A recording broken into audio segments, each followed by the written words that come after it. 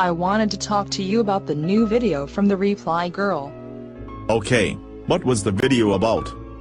Well, the video was about how she is moving her reply videos to another channel and is going to use her main channel to try and teach foreign languages.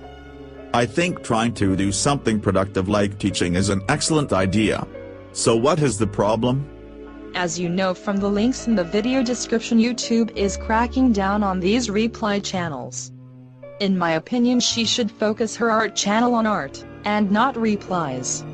Times are changing here on YouTube, and I think she would do well if she were to change with it. She could become a positive influence on the YouTube community. I agree. As it stands right now, she is one of the most hated people on this website.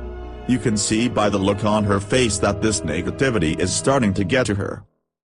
Dear Reply Girl, if you are watching this, please consider moving on from doing video replies and focus your talents on something people will enjoy.